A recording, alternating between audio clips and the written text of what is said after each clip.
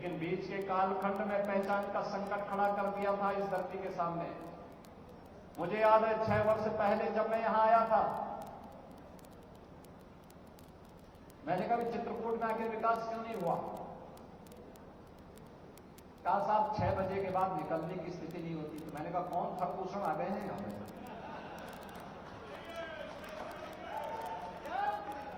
कौन से ऐसे खरदूषण आ गए हैं कि जो उस समय तो ऋषि मुनियों को तबाह करते थे और आज यहां के व्यापारियों को, यहां के नागरिकों को तबाह कर रहे हैं? कौन लोग हैं? और भाइयों बहनों, आज 6 वर्ष के बाद जब मैं आपके बीच में हूं, मैं कह सकता हूं कि हमारा चित्रकूट डकैतों से पूरी तरह मुक्त हो चुका है। उत्तर प्रदेश माफिया मुक्त, दंगा मुक्त, कर्फ्यू मुक्त, उपद्रव से मुक्त, अब उत्सव प्रदेश बन गया है हमारा उत्तर प्रदेश। कहीं दीपोत्सव का कार्यक्रम, कहीं रंगोत्सव का कार्यक्रम, कहीं देव दीपावली के उत्सव का कार्यक्रम, कहीं चित्रकूट महोत्सव, कहीं कालिंजर महोत्सव,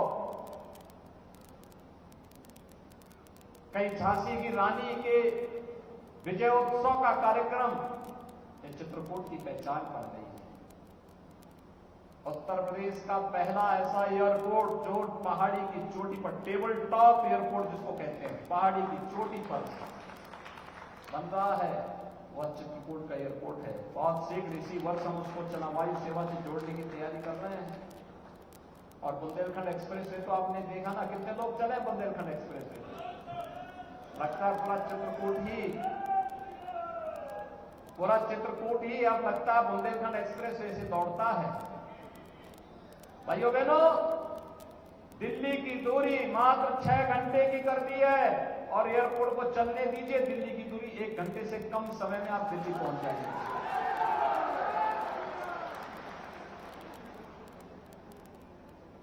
एक्सप्रेस हाईवे से चित्रकूट के बीच में एक औद्योगिक गलियारा हम बना रहे हैं।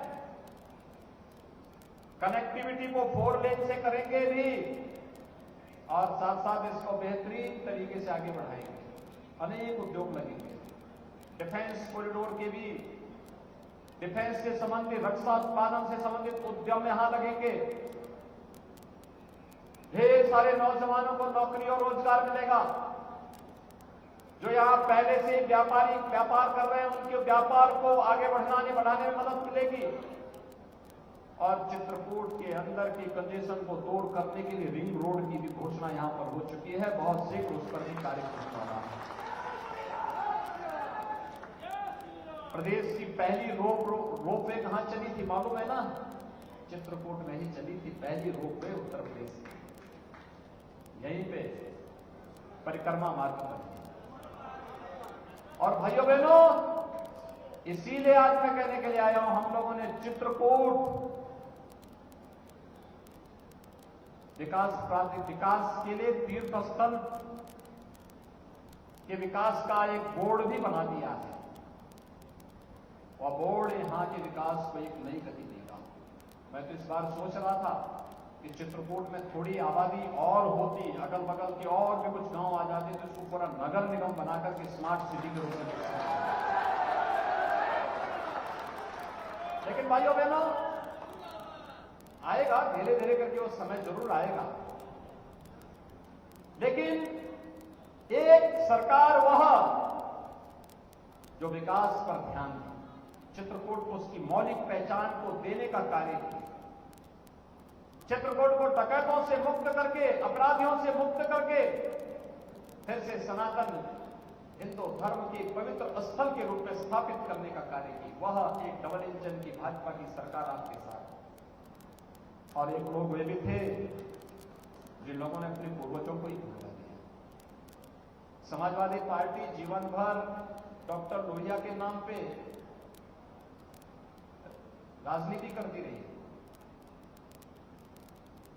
रामायण मेलों की शुरुआत डॉक्टर लोहिया ने की और ये जो भवन बना है ना, यह भी डॉक्टर राम मनोहर लोहिया जी की प्रेरणा से बना। लेकिन समाजवादी पार्टी कहती है कि राम तो थे ही नहीं, मिथक थे। अयोध्या में राम भक्तों में गोली चलाएंगे, राम भक्तों के बारे में अनर्गल प्रलाप करेंगे, रामायण के बारे में और संत तुलसीदास जी के रामचरित्र मानस के बारे में अनर्गल टिप्पणियां करेंगे। ये आज की समाजवादी पार्टी है। इनको रामचरित्र मानस अच्छा नहीं लगता, इनको रामायण अच्छा नहीं लगता।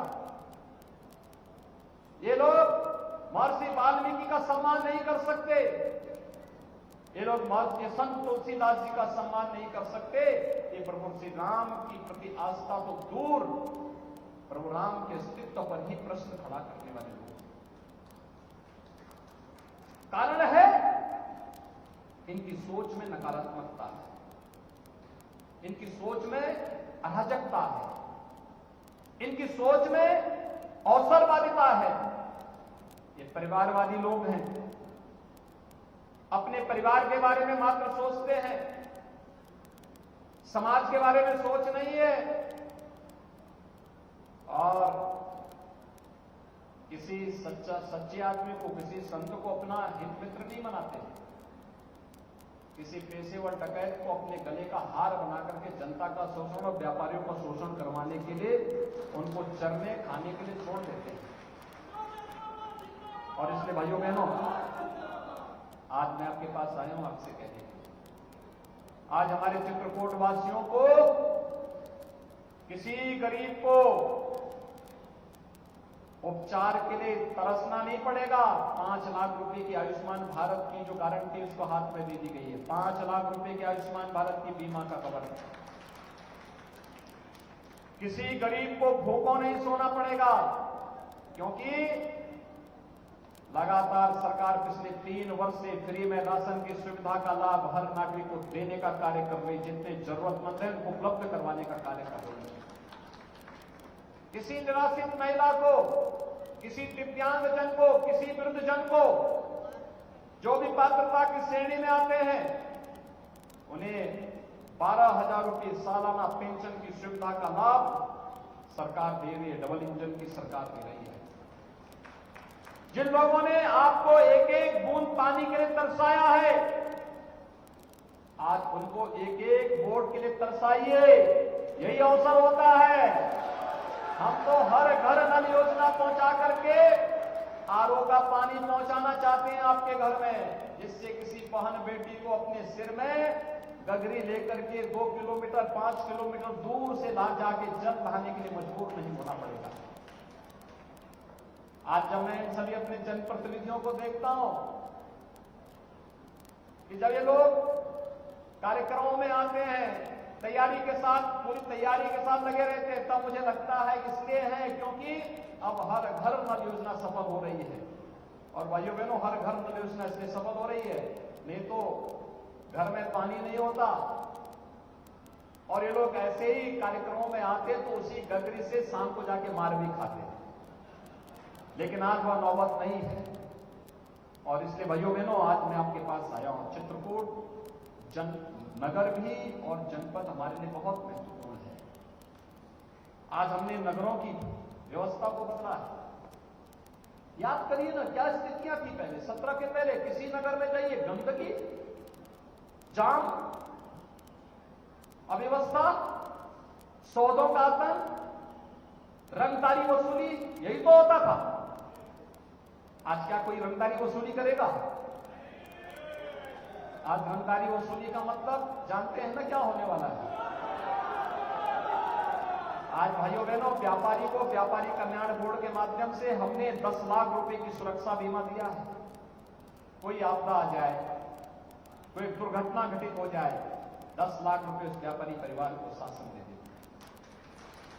पटरी व्यवसायियों को पीएम स्वनिधि योजना का लाभ देती है। ब्याज मुक्त ऋण हर पटरी व्यवसायी को, जो भी आवेदन करेगा उसको सब बैंकों के माध्यम से सरकार दिलाने का कार्य कर रही है। शहर आज गंदगी के ढेर नहीं। जब मैं चित्रकूट आया था, चित्रकूट 4 लेन की कनेक्टिविटी से नहीं जुड़ा था, आज तो 4 लेन की कनेक्टिविटी से जुड़ चुका। शहर आज स्वच्छ और सुंदर दिखते हैं। जल निकासी की प्रॉपर व्यवस्था हो रही है।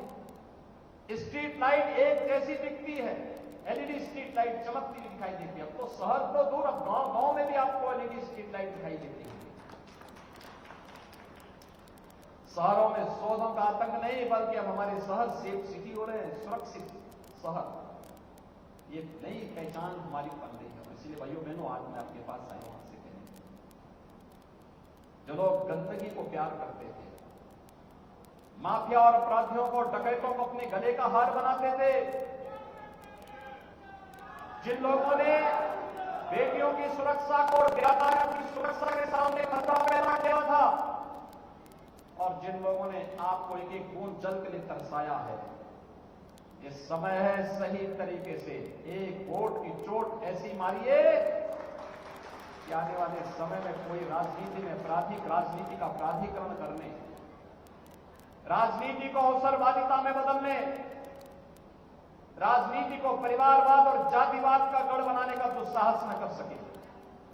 और भाइयों बहनों, जिस दिन हम इन कमियों को दूर कर लेंगे, विकास आपको आने से कोई रोक नहीं पाएगा। बुनियादी सुविधाओं से जनता को कोई वंचित नहीं कर पाएगा। आखिर 6 वर्ष में हुआ है ना प्रदेश में, 6 वर्ष के अंदर लोगों को एक परिवर्तन देखने को मिल रहा है। और इसलिए मेरी आप सबसे अपील है, अभी कुछ देर बाद चुनाव प्रचार बंद हो जाएगा। परसों आपको नगर निकाय चुनाव में सेकेंड फेज का मतदान करना है, द्वितीय चरण में मतदान करना है। इसके लिए भारतीय जनता पार्टी ने चित्रकूट धाम से यह नगरपालिका कर भी है। इससे श्री नरेंद्र गुप्ता को अपना प्रत्याशी बना करके फिर से आपकी सेवा में, नगर पंचायत मऊ से श्री अमित द्विवेदी को अपना प्रत्याशी बनाया है, नगर पंचायत राजापुर से श्री संजीव मिश्रा को अपना प्रत्याशी बनाया है, और मानिकपुर से श्रीमती बिट्टी देवी कोल को अपना प्रत्याशी बना करके अपने बीच बताया है। भाइयों बहनों, ये 4 हमारे प्रत्याशी यहां के 4 नगर निकायों में हैं। एक बार करतल ध्वनि